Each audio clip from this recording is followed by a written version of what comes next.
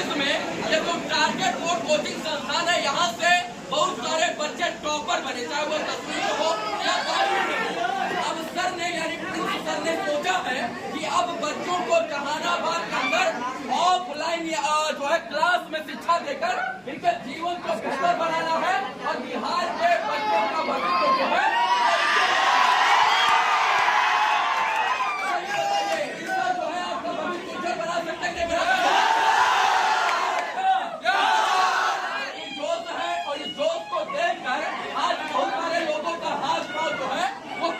होगा। नहीं कापा होगा। अब चलिए प्रिंसिपल से मिलाते हैं जो एक किसान का बेटा है और किसान के पुत्र ने किसान के पुत्रों को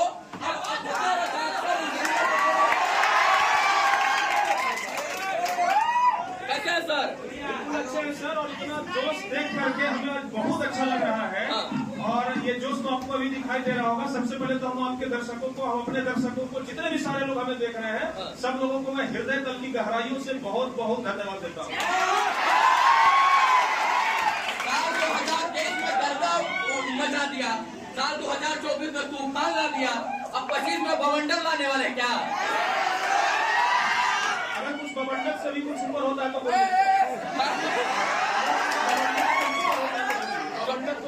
छोटा पड़ जाएगा। तो 25 में ज्वाला वाला मुखी फटेगा, फटना चाहिए।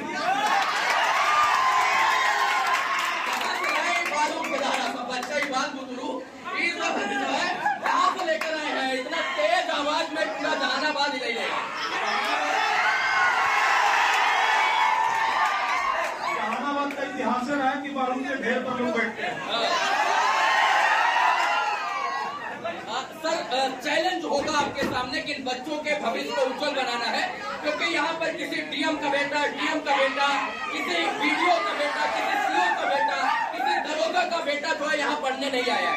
यहाँ गरीब मजदूर किसान असहाय पीड़ित का बच्चा आया है और आप भी एक किसान का बेटा है और इन किसान के बेटों को क्या बनाएंगे आप? देखिए, जिस तरीके से आज जिस तरीके से हमारा नाम हम भी एक किसान के बेटे थे, वो भी एक बहुत गरीब परिवार से जन्म लिए थे और एक गरीब परिवार से उठे यहाँ तक।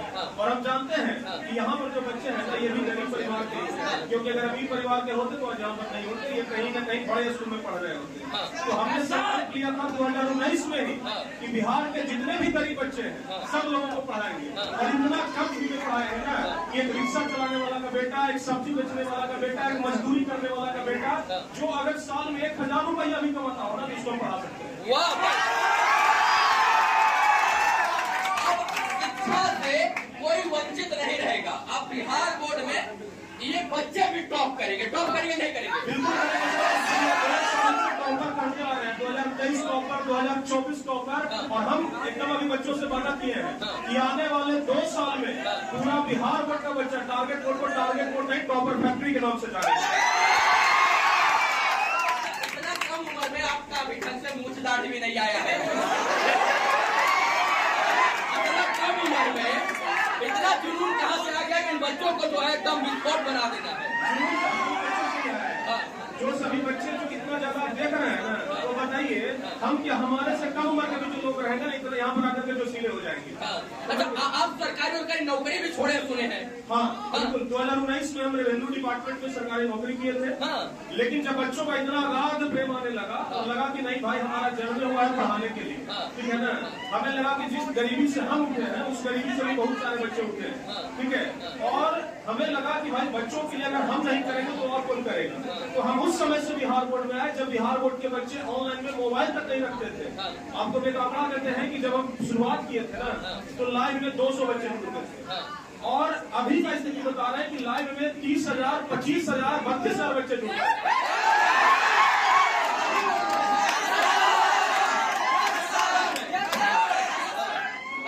सच में बोल रहे हैं?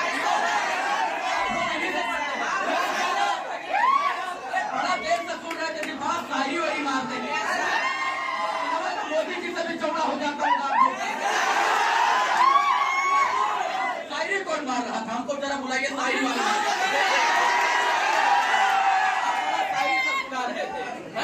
शायरी वायरी का कोर्स किया है कहीं से क्या? ये बच्चों को मोटिवेट करने के लिए, मार्गदर्शित करने के लिए समय समय पर दिल से निकलता है।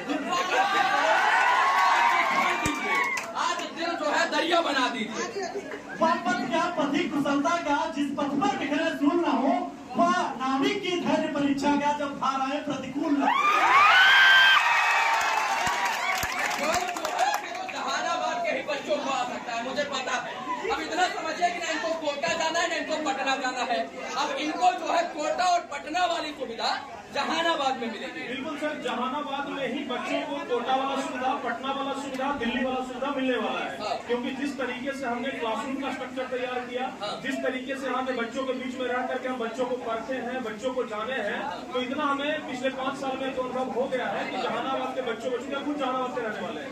सबसे बड़ी बात यह है कि खुद जहानाबाद के रहने वाले हैं, जहानाबाद के मिट्टी में ही पले हैं, बड़े हैं, तो हमें अच्छे से पता है कि जहानाबाद के बच्चों को चाहिए क्या।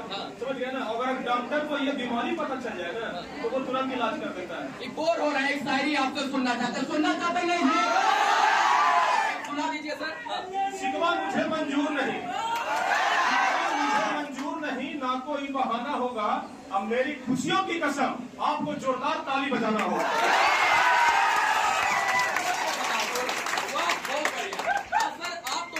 बढ़िया परिपक्व टीचर है, आप गर्दा छुड़ा सकते हैं, पसीना छुड़ा सकते हैं और पसीना में जो है वो ठंडी ला सकते हैं बिना एसी कूलर पंखा का। लेकिन आप बेहतर शिक्षक हैं, लेकिन इन बच्चों को और बेहतर बनाने के लिए और बेहतर शिक्षकों की जरूरत पड़ेगी, तो वो कहाँ से शिक्षक लाएंगे आप? देखिए सर, हमारे पास अभी बहुत बड़ी शिक्षकों की टीम है। अभी अगर टारगेट बोर्ड की बात किया जाए तो लगभग 100 लोग से ऊपर लोग टारगेट बोर्ड में काम कर रहे हैं। और अगर शिक्षकों की बात किया जाए तो हम अभी बच्चों को बता रहे थे कि शिक्षक 2 प्रकार के होते हैं, ठीक है ना?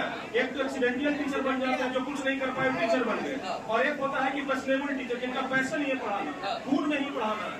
जैसे आपके खून में गर्मी है तब इतना बोलते हैं जोश में, तो वैसे ही टीचरों के खून में है कि बच्चों को पढ़ाना है। अभी बता देंगे, टीचर हायरिंग निकाले थे, 2-2.5 हजार टीचर फॉर्म भरे, उसमें से हम जो सबसे बेहतर क्वालिटी के टीचर थे वो स्टाफ टीचर को सिलेक्ट किए। तो हम बिहार से ही नहीं, बिहार के अदर स्टेट से भी अगर हमें लगता है कि टीचर में दमखम है, टीचर बच्चों को टॉपर बना सकते हैं, तो हम जानते हैं कि टॉपर बच्चों को बनाने के लिए टीचर भी टॉपर ही चाहिए, इसलिए हम टॉपर टीचर ही ढूंढ के लाते हैं। वाह भाई, चलिए हाँ, बहुत बढ़िया। हम बाबू जरूर टॉप करोगे। जरूर छुपा रहे भैया, ये बताइए, एक सर से कड़ू सवाल पूछ लिया जाए, कटु सर के, ये बताइए, आप लोग को शिक्षा माफिया कहा जाता है कि जो है बच्चों से पैसा ले लेकर आप लोग अपना घर भरते हैं। ये बताइए कि सारे जो है मजदूर के, किसान के बेटे हैं, इनको लूटिएगा तो नहीं, इनको जो है फीस के नाम पर इनका पसीना तो नहीं छुड़ा दीजिएगा आप सर। हम अब आपसे एक सवाल पूछते हैं, ये भी बड़ा कड़वा सवाल है। सवाल ये है कि क्या एक व्यक्ति अगर महीने का 80 रुपया दे रहा है तो उसको लूटना कहते हैं? नहीं, उसको तो नहीं कहते हैं। ये तो ठीक है, बच्चों से पूछ लीजिए कि हम बच्चों से पूरे साल का कितना पैसा लेते हैं।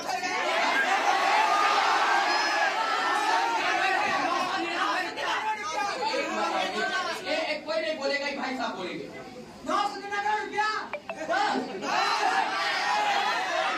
मेला में खर्च कर देता होगा लोग। अरे सर, बता तो रहे हैं कि अगर बच्चे बढ़िया से अगर टी-शर्ट पहन के आएंगे ना तो टी-शर्ट का दाम 900 से ऊपर रहता है। आजकल जियो कंपनी वाला चाहे कोई भी कंपनी वाला देखे हैं कि 900 से ऊपर तो रिचार्ज का दाम बढ़ा दिया है। बच्चों का जो सबसे मूलभूत चीज है, जो सबसे बेसिक चीज है, जिसके दम पर वो पढ़ करके बड़े आदमी बन सकते हैं, क्योंकि गरीब बच्चे दो ही चीज से अमीर बन सकते हैं, या तो वो पढ़ाई के दम पर बन सकते हैं, या तो उनके पास बकौती जमीन बहुत ज्यादा हो। तो हम जानते हैं कि बच्चों के पास उतना कोई जमींदार के बेटे सब यहाँ नहीं है, सब यहाँ गरीब मजदूर किसान, कोई बच्चे जो फैक्ट्री में काम करते हैं उनके पिताजी, वो सब बच्चे आए हैं। तो हम जानते हैं कि बच्चों को लूटना नहीं है, हमें बस उतना चीज चाहिए